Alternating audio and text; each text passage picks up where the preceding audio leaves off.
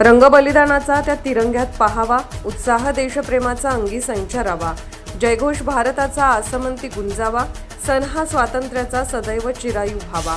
स्वातंत्र्य दिनाच्या सर्वांना हार्दिक शुभेच्छा। शुभेच्छुक डॉ. सतीश पत्की, स्त्रीरोग तज्ञ, प्रसूतीशास्त्र तज्ञ, वंध्यत्व तज्ञ, कोल्हापूर।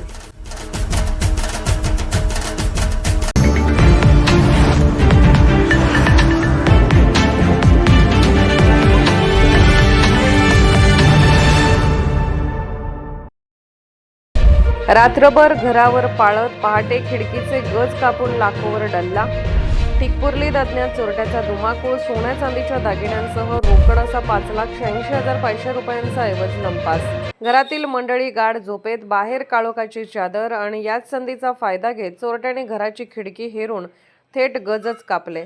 घरात शिरलेल्या चोरट्यांनी कपाटातील सोन्या चांदीच्या दागिन्यांसह रोकड असा तब्बल 5,86,500 रुपयांचा ऐवज घेऊन पोबारा केला। टिकपुर्ली तालुका राधानगरी येथे घडलेल्या धाडसी घरफोडीने परिसर हादरला आहे। सचिन बाबूराव भिवंगडे वय 36 राहणार टिकपुर्ली तालुका राधानगरी यांच्या घराला चोरट्यांनी लक्ष्य केले। सोमवार दिनांक 10 रात्री 11 ते मंगळवारी दिनांक 11 सकाळी 6:30 या 7.5 तासाच्या काळात चोरट्यांनी घरात प्रवेश केला।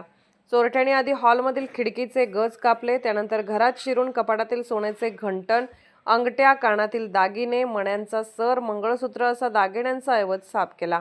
यासोबत चांदीचे पैंजण, पाटल्या व कडेही लंपास केले। एवढ्यावर न थांबता चोरट्यांनी 1,12,000 रुपयांच्या रोकडीलाही हात साफ केला।